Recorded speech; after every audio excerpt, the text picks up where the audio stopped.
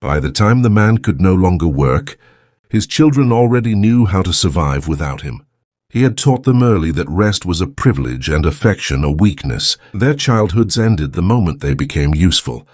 For decades he lived off their labor without question. Old age did not ask his permission. The house stood where it always had, set back from the road, half hidden by trees that had grown taller than the man himself. It was not a home built for comfort, it was built to last. Thick beams, narrow windows, floors scarred by years of boots, tools, and dragged loads. Everything inside it had a purpose, and nothing was spared where. The man believed this was the proper shape of a life. He woke before dawn even as his body began to fail him. Habit was stronger than pain. For most of his years, waking early had meant motion. It meant crossing the fields while the ground was still cold, assigning tasks, correcting mistakes before they became costly. Now it meant sitting on the edge of the bed longer than he liked, waiting for his legs to answer him. They often did not. This was not how he imagined aging. He had expected slower strength, perhaps stiffer joints. He had not expected dependence. He had not expected to measure his mornings by how much help he would need. The children moved through the house quietly. They had learned that noise invited attention, and attention invited instruction. Even now, grown and capable, they carried that habit with them. Doors were closed softly. Footsteps were measured. No one asked him how he felt. He noticed that, but he told himself it was respect. When they were small, he had believed silence meant obedience. Crying wasted energy. Questions wasted time.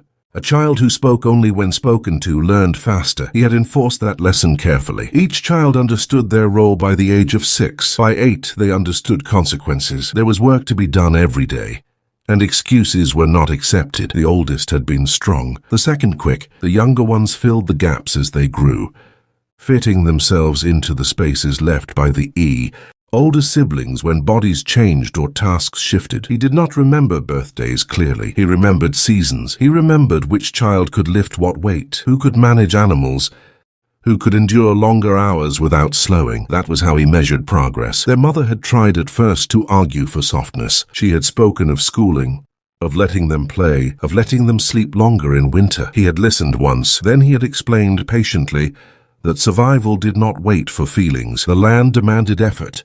The world rewarded only those who produced. When she persisted, he reminded her of the alternatives: hunger, debt, dependence on others. Those were not moral failures in his eyes. They were practical ones. Over time, she learned when to speak and when not to. She did what she could, quietly. An extra blanket, a longer pause before waking the youngest, a whispered reassurance at night. He allowed these small things because he believed they changed nothing. He was wrong, but not in the way he would later understand. The children learned endurance from him, but they learned memory from her. Years passed with little variation. The farm grew more productive. The house gained additions. Tools improved. The man aged into authority without noticing it. His back thickened. His hands hardened. His voice carried weight because it always had. Neighbors came and went, some leaving the land entirely. He watched them fail without sympathy. Men who talked too much. Families who wasted labor on schooling and church meetings. People who believed someone else would rescue them when times grew hard. He trusted only what he could see and command. When illness took his wife, it did not arrive as drama. It arrived as weakness. Missed meals, shortness of breath, slower movement. He noticed these things the way he noticed weather changes, with concern but without panic. Bodies wore out. That was life. Her death left a gap in the house that he did not know how to fill. Not emotionally, logistically. She had managed things he had never bothered to learn. Meals were simpler. Clothes were repaired less carefully. The younger children grew quieter, more withdrawn. He told himself grief would pass. Work would correct it. It did not. Still, the machine of the household continued. The older children took on more responsibility without being asked. They had learned initiative early. He approved of that. It meant his system had worked. What he did not approve of was the way they sometimes looked at him when they thought he was not watching. Not fear, not defiance. Something colder. Something measured. He dismissed it as imagination. Age crept in without ceremony. One year he noticed his knees ached longer after work. The next, his hands did not close as easily around tools. He adapted the way he always had. He worked through it. He reassigned heavier tasks. He barked instructions instead of demonstrating. At first, this felt like authority evolving. Then it began to feel like loss. There were days when he stayed near the house instead of crossing the fields. Days when he watched from a chair as his children did what he had once done himself. He told himself this was earned. A man who had built everything deserved rest. But rest felt different when it was forced. One morning he fell. It was not dramatic. No witnesses. No cry for help. His foot caught on uneven ground, and his body did not recover the way it used to. He hit the dirt hard. Breath knocked from him, pain blooming in places he had ignored for years. He lay there longer than he meant to. Eventually, one of the children noticed. They helped him up without comment, without apology, without urgency. Their hands were strong, confident, efficient. He did not thank them. He told himself that gratitude would blur lines that had taken a lifetime to draw. But something shifted after that. Not immediately, gradually. Tasks were reassigned without his input. Decisions were made before he spoke. When he gave instructions, they were followed, but with a delay that felt intentional. He was still the father, still the owner, still the man whose rules had shaped them. But the house no longer moved at his pace. At night, lying awake, he began to understand a truth he had avoided for years. He had raised capable workers. He had not raised people who needed him. That realization unsettled him more than pain ever had. The strength he had borrowed from his children for decades was no longer his to command. It existed independently now, answering to something quieter than fear. And for the first time in his life, he understood that work, once taken, could not be returned in the same form. Not when time had already decided who would stand and who would sit and wait. The man woke to the sound of work already in motion. For most of his life, mornings had waited for him. Tools stayed still until he crossed the yard. Animals were fed after his instructions were given. The day used to hold its breath until he spoke. Now it did not. He lay still for a moment, listening. Footsteps outside. The scrape of metal. Voices kept low, not out of fear, but habit.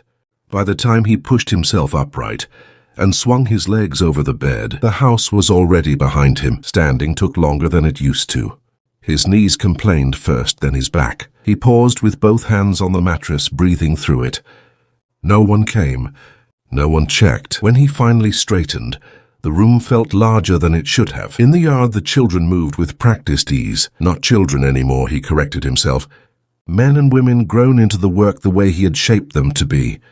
One handled the animals. Another stacked tools for repair. A younger one crossed the field with a load that would have tested him even in his prime.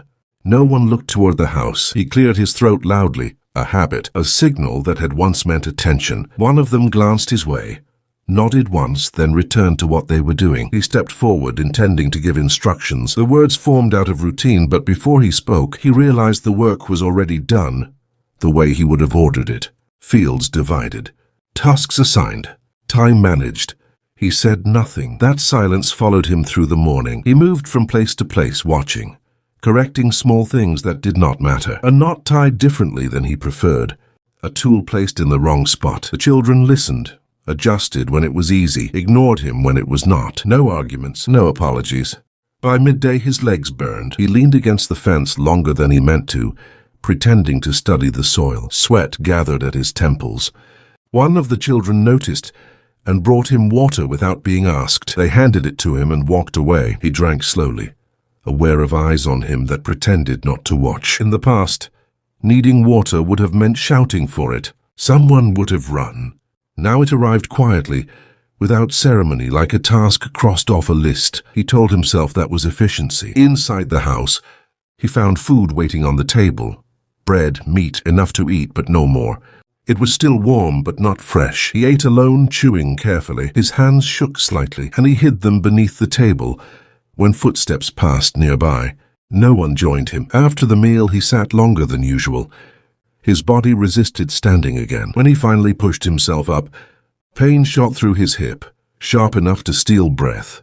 He cursed under his breath and steadied himself against the wall. A child appeared in the doorway, not rushing, not alarmed, just present. "Need help?" the child asked. He opened his mouth to refuse. The words stuck. He nodded once. They offered an arm. He took it. Their grip was firm, confident. Younger hands, stronger than his now. They supported him down the hall, released him and left without comment. The moment passed, but it stayed with him. In the days that followed, These moments multiplied. A chair pulled out before he asked, a load lifted before he reached it. Decisions made in conversations that ended when he entered the room. He noticed what he was no longer included in. Prices negotiated, repairs planned, supplies ordered. He was told what had happened, not asked what should be done. When he objected, the response was calm. We already handled it, not defiant, not mocking, just factual. At night he lay awake listening to the house settle. Boards creaked, wind pressed against the walls. Once these sounds had meant safety, now they reminded him of how little of the structure depended on him anymore. He dreamed of falling.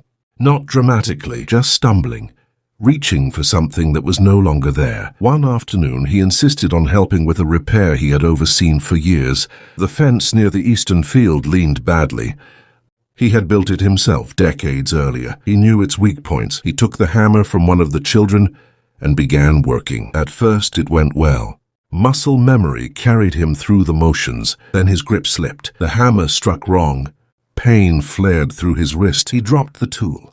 It landed in the dirt with a dull sound that felt louder than it was. No one laughed. No one spoke. One of the children picked it up, finished the task, and handed it back when it was done. He did not take it. That evening, he noticed his hands were swollen. His wrist throbbed. He wrapped it poorly and told no one. The next morning, he could barely close his fingers. The work continued without him. He sat on the edge of the field, watching rows fill, animals move, repairs finish. The farm did not slow down. If anything, it ran smoother. There were fewer arguments, less wasted motion. People worked together instead of waiting for orders. That realization cut deeper than pain. He had believed control was the same as order. Watching from the outside, he saw now that order did not require him. One night, during supper, he tried to reassert himself. He corrected the way food was portioned, complained about timing, questioned a decision made earlier that day. The table went quiet, not tense, just still. One of the older children answered him, calmly, briefly explained why things were done that way now. The explanation was practical, sensible. No one looked angry. He felt something twist in his chest, not rage, something colder. He ended the meal early and went to bed. Days passed, then weeks. His body continued its steady retreat. Tasks he once considered small became obstacles. Distances grew longer, stairs steeper. He learned the locations of chairs, the way he once learned the condition of fields. The children adjusted without being asked. Paths were cleared. Tools moved closer. Work shifted away from his reach. They did not say why. One afternoon he realized he had not shouted in days. There had been no reason to. No one waited for his voice. He remembered the children as they had been small, thin, watching him for permission to move. He had believed fear was the foundation of respect. Now, standing outside that dynamic, he saw the truth of it. Fear had built obedience. It had not built attachment. The farm belonged to them now, not by declaration, not by conflict, by function. And he, for the first time in his life, was still while others carried on around him. The strength he had taken for granted had not vanished. It had simply moved on. And it did not look back. The first real shift did not announce itself with conflict. It arrived quietly, in the way days began to feel slightly unfamiliar to him. Spring pushed forward, slow and stubborn. The land woke up unevenly, patches of green spreading where winter had thinned the soil. For years this season had required his constant presence. Spring was when mistakes were made, when delays cost harvests, when people tested limits. This time things moved without his voice driving them. He noticed it first in the mornings. He used to wake early, long before the others, and walk the property while the air was still cold. That habit had not changed. His body still demanded the routine, but what he found had. Work had already begun, not hurried, not disorganized, simply underway. Tools were out. Fields were being prepared. Tasks were divided without waiting for instruction. No one rushed to explain themselves when he appeared. A few acknowledged him with brief nods. Most continued what they were doing. At first he interpreted this as efficiency learned from him. Pride softened his irritation. But as days passed, something felt off. They were not looking to him for confirmation. He started correcting small things, the angle of furrows, the placement of equipment, the pace of work. Each correction was met with agreement, but the changes were subtle, sometimes temporary, sometimes ignored entirely. He told himself they would fail without structure. They did not. The land responded well. Growth came evenly. Losses were minimal. Weather setbacks were handled quickly. He found himself watching more than directing. His body betrayed him more often now. Knees stiffened after short walks. His hands trembled slightly in the mornings. He dismissed it as temporary weakness, spring fatigue. One afternoon, he tried to demonstrate a task to one of the younger ones. He moved with practiced confidence until his balance slipped on loose soil. He caught himself, but the stumble was obvious. No one laughed. No one commented. They simply adjusted their positions around him, creating space where he could stand safely. That silence felt worse than mockery. He noticed how often his presence caused subtle rearrangement. Someone would step closer to a tool. Another would slow their pace near him, not out of obedience, out of accommodation. The difference mattered. In the past, people moved because he demanded it. Now they moved because he might fall. That realization followed him through the days. Meals changed too. He used to sit at the head of the table. That place remained open for him, but conversations flowed regardless of whether he spoke. Topics ranged from weather to plans to quiet jokes he did not understand. He interrupted once sharply to correct a statement. The table went quiet. Then someone nodded, accepted the correction, and the conversation moved on without him. The silence did not linger. He did. Spring storms came hard that year. Sudden rain flooded lower fields. This was the kind of moment he had always handled personally. He pushed himself to oversee the response. Halfway through giving instructions, he realized they were already executing solutions. Channels were being cleared. Tools moved efficiently. No panic, no waiting. He stood there, rain soaking into his coat, his voice trailing off as no one turned toward him. Eventually, someone approached and said, "You should get out of the rain." It was said kindly, firmly. He refused at first. Pride demanded resistance. But the cold seeped in faster than he expected, and his joints began to ache sharply. He retreated. From the shelter, he watched them finish the work without him. The feeling that settled in his chest was not anger. It was displacement. Later that night, he sat alone, drying his coat by the fire. He replayed the day in his mind, searching for mistakes.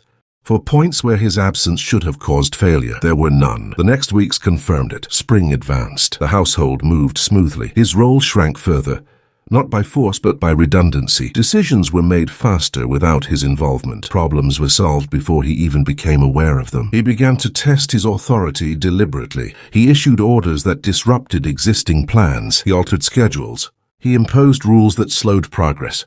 The response was polite compliance, followed by quiet adjustment back to what worked. He was not being defied openly. He was being managed. That realization unsettled him deeply.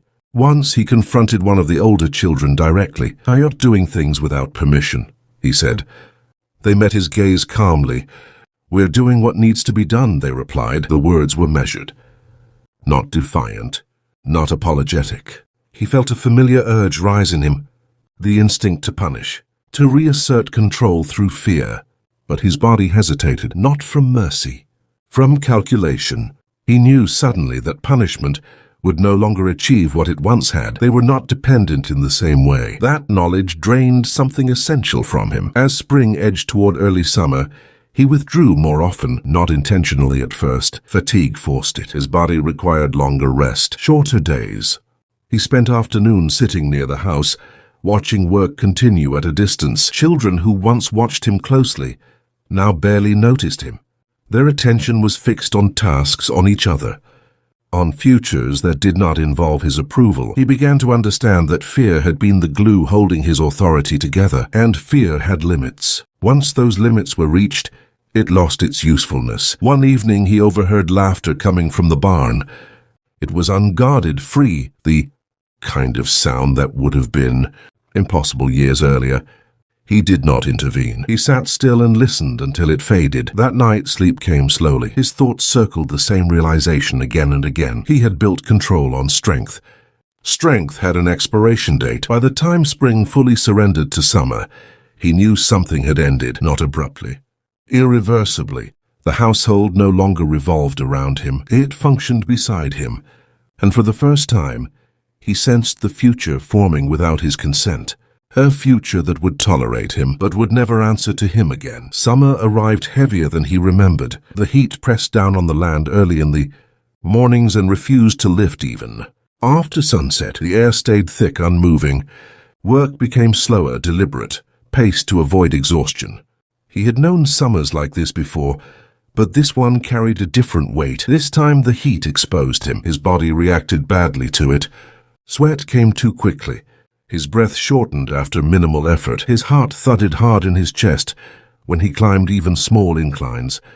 He tried to hide it, wiping his face before anyone could see, steadying himself against walls when no one was looking. But hiding required energy too, and energy was something he no longer had in reserve.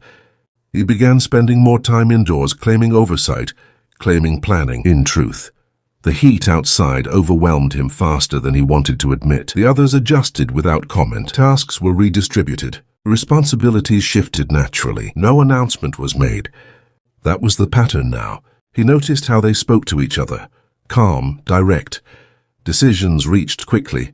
There was no raised voice, no waiting for permission. Authority had diffused into something shared. Once, during a particularly hot afternoon, he forced himself outside to inspect the fields. He walked slowly, cane in hand, pretending the support was optional. Sweat soaked through his clothes almost immediately. The crops looked good, better than some years when he had controlled every step. That realization irritated him. He stopped near the edge of the field, leaned heavily on the cane, and waited for someone to notice him standing there. Minutes passed. People moved around him, careful not to bump into him, but no one stopped to ask why he was there. Eventually, one of them approached. "Do you need water?" they asked. Not instruction, not approval. Need. He nodded reluctantly. The water arrived quickly, cool, refreshing. He drank too fast and coughed, chest tightening painfully. They waited until he recovered. Then they returned to work. He stood alone again. That night, the heat lingered even after dark. Sleep came in fragments. He woke often, throat dry, heart racing for no clear reason.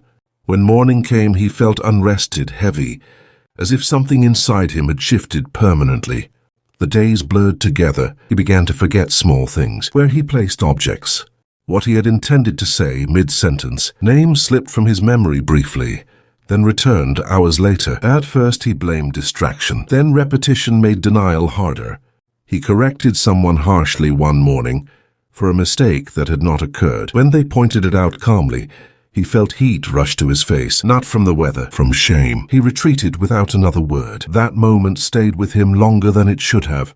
He realized that if he pushed too hard now, the result would not be obedience, it would be exposure. So he pulled back further. He spent long hours sitting, watching the land through open doors and windows. The farm moved in rhythms that no longer included him. People came and went.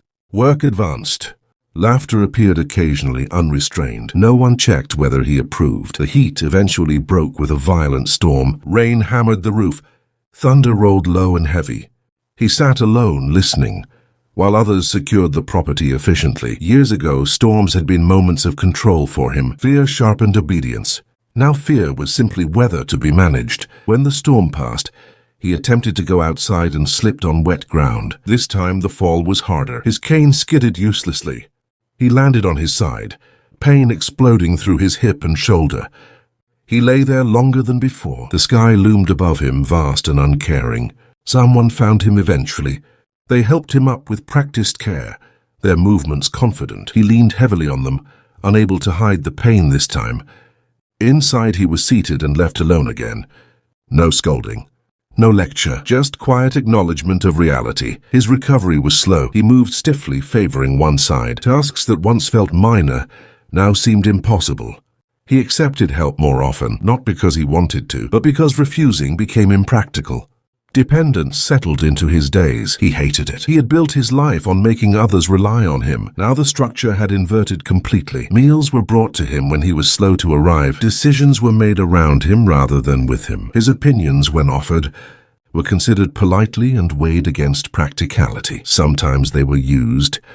Often they were not. He noticed how carefully they monitored his condition, how they adjusted workloads based on his presence, how they shielded him from tasks that might strain him. He was being protected.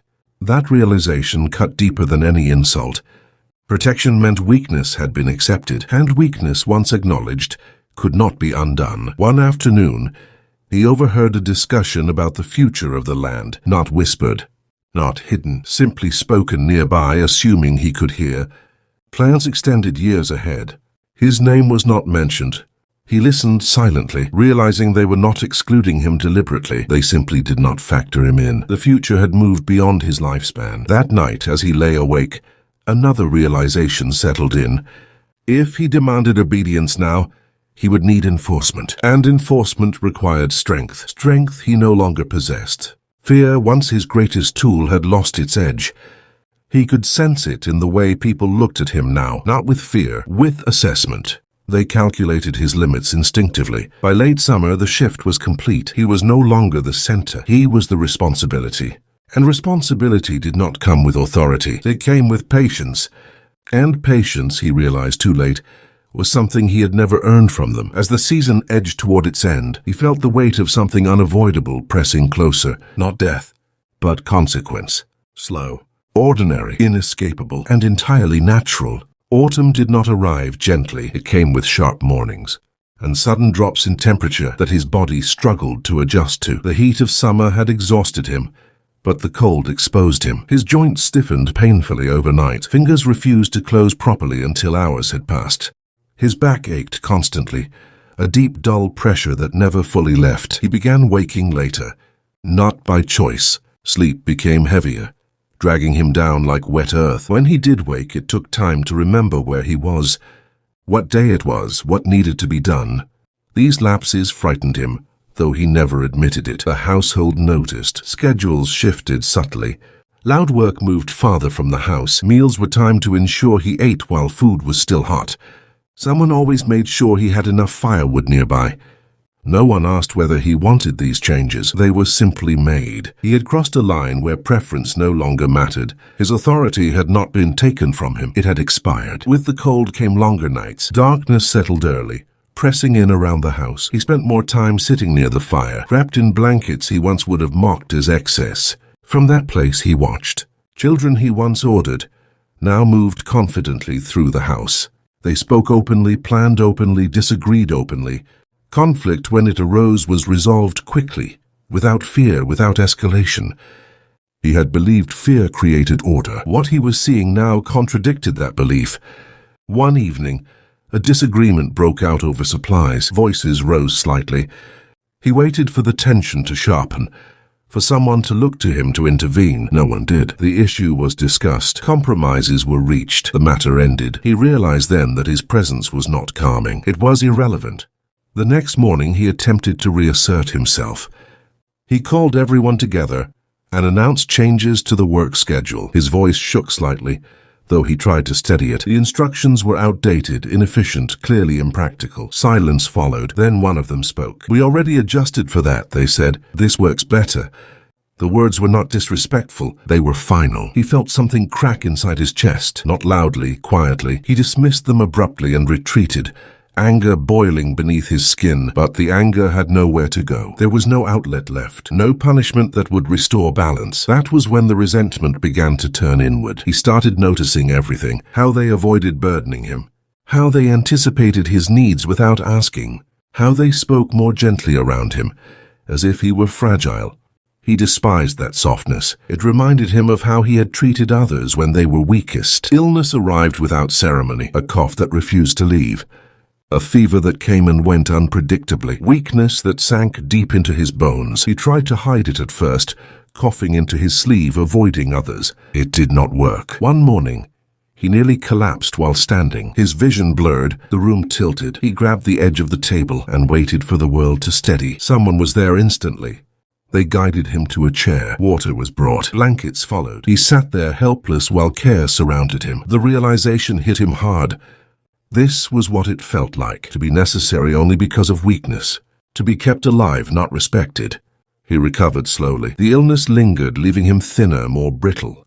His appetite diminished. His strength did not fully return. From that point on, he stopped pretending. He accepted assistance without comment. He allowed others to decide what he could and could not do. His world shrank to a few rooms, a few routines. The farm continued to thrive. That contrast became unbearable. He began to remember things he had buried.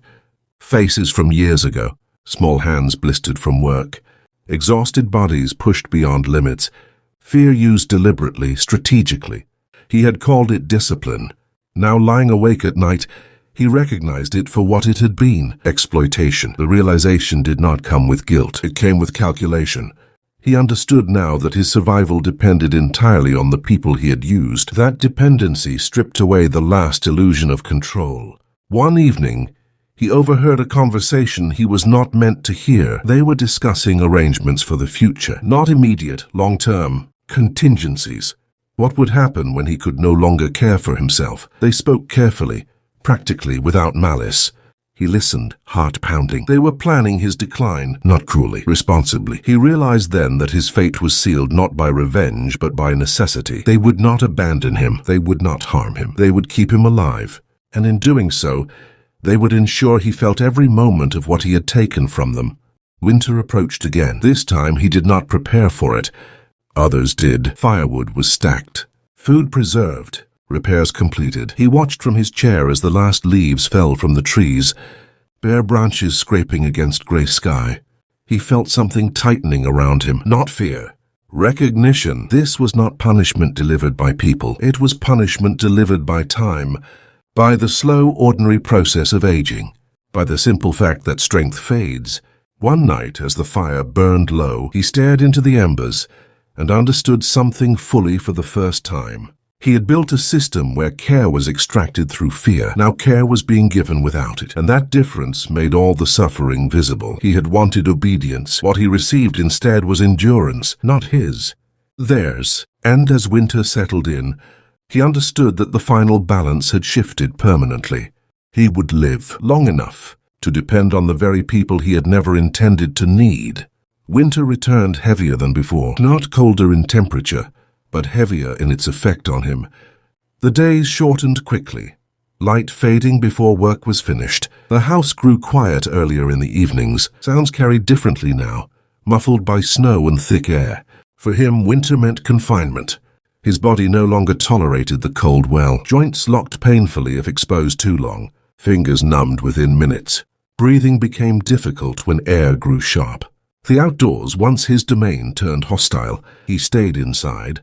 At first he told himself it was temporary, that he would return outside once the cold eased. But weeks passed, and the habit hardened into reality. His world narrowed to the interior of the house. From his chair he observed everything. He saw how the household adapted to winter efficiently. Paths were cleared early.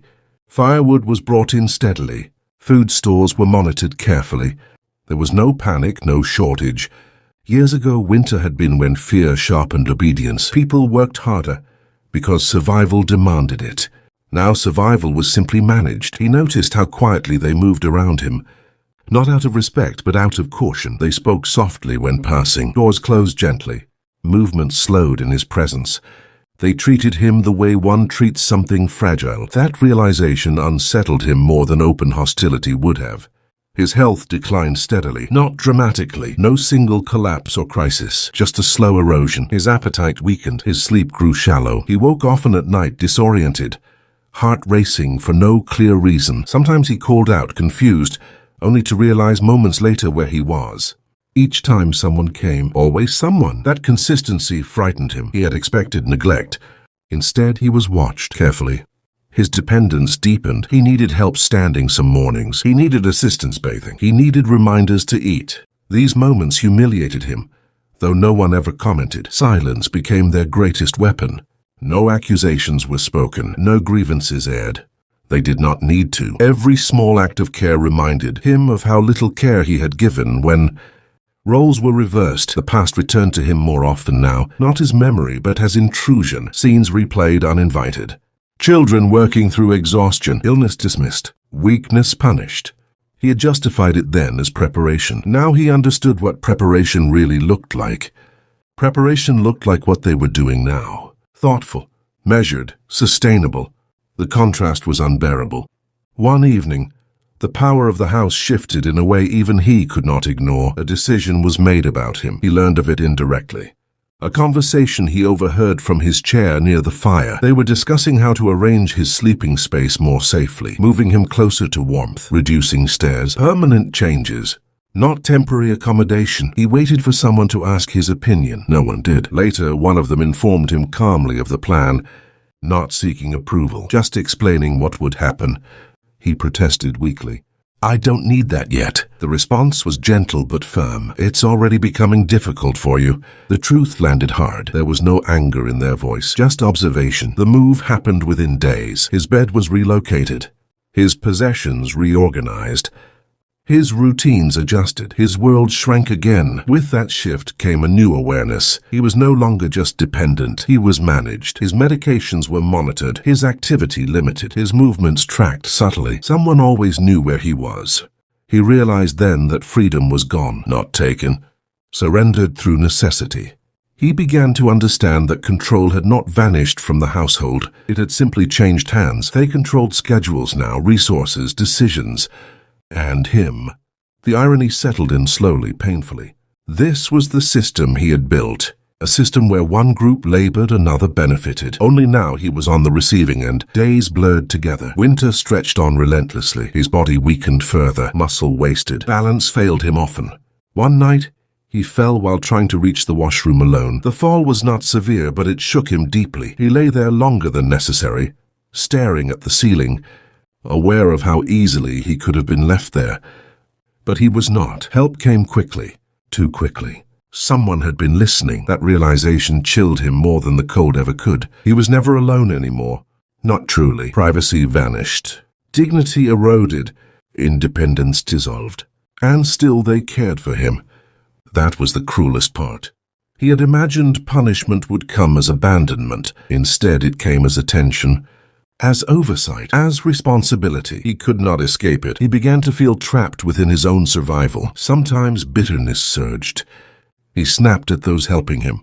His words came sharp, accusatory. He tried to reclaim power through tone. It failed. They absorbed it calmly, like weather.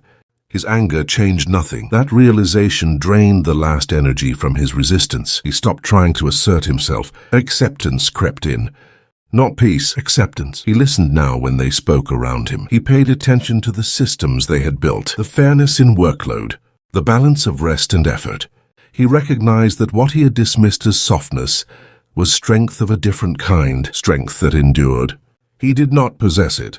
As winter dragged on, his thoughts turned increasingly toward the end.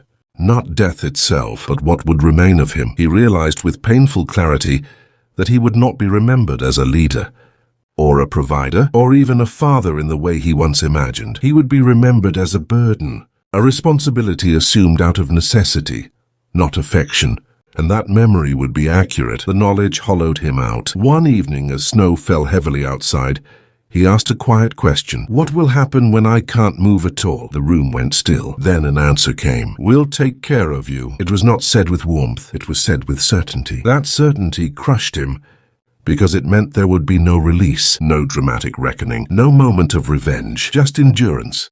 Endurance enforced by the very people he had trained to endure everything. As the fire crackled and snow piled against the windows, he understood the shape of his punishment completely. He would live. He would be fed. He would be sheltered. He would be watched. And in every moment of that prolonged survival, he would feel the full weight of dependence, the dependence he had once designed for others. Winter deepened, and with it, the final lesson settled in, unavoidable and complete. This was not cruelty. This was consequence.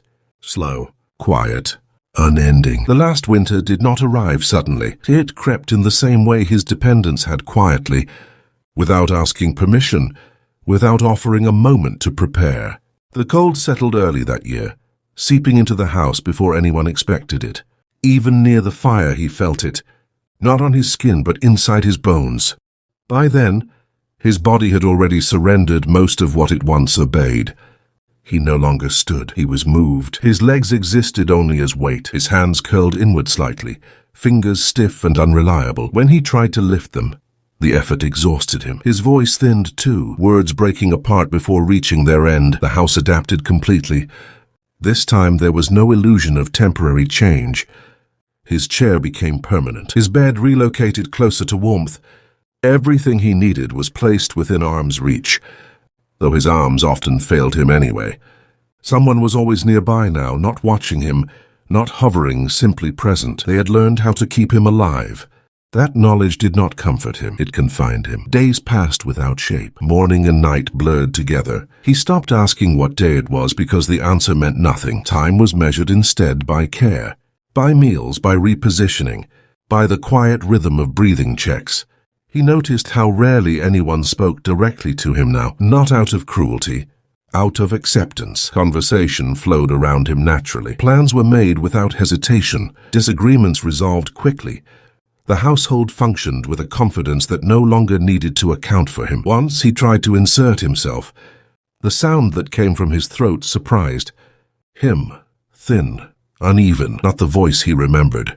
They paused, looked at him, listened, then continued. That was the moment he understood something final. He was no longer being ignored. He was being accommodated, and accommodation was not authority. Memory became unreliable. Not gone, but distorted. Faces from different years overlapped. Sometimes he spoke to someone who was not there. Sometimes he waited for people who would never return.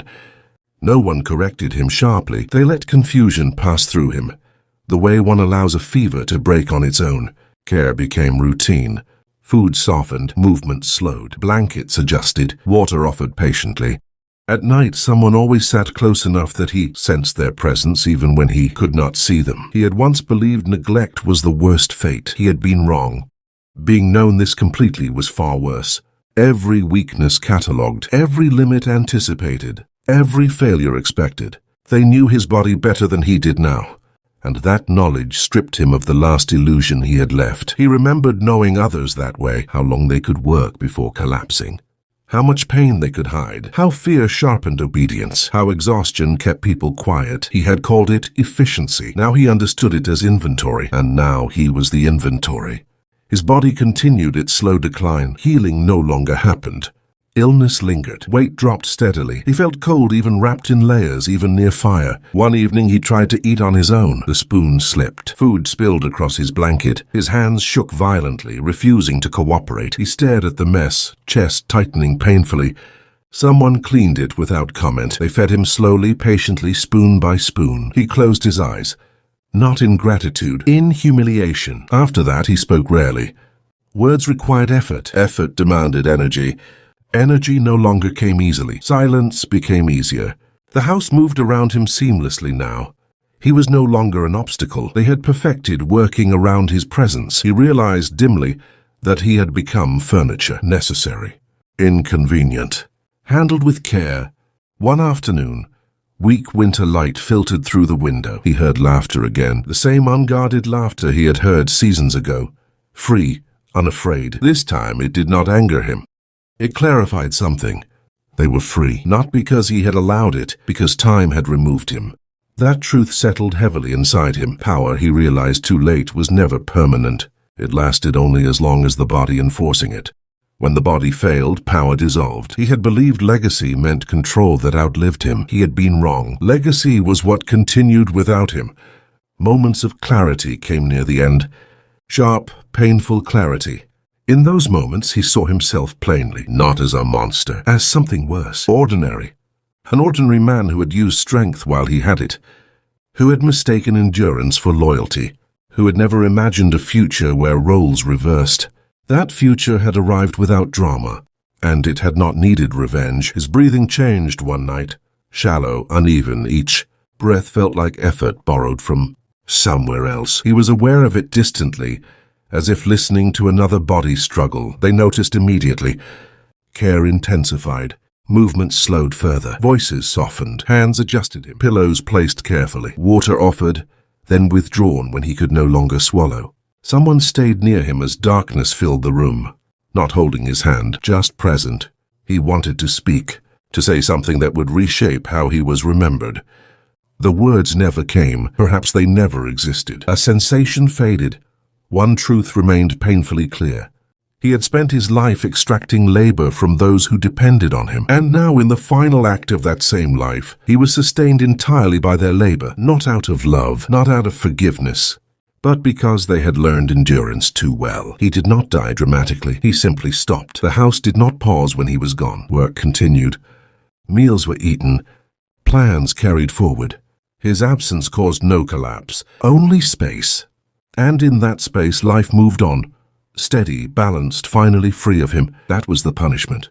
Not death, but survival long enough to see that he was no longer necessary and never would be again. If you stayed until the end, you already understand the kind of stories told here. Stories where time delivers justice slowly, quietly, and without mercy.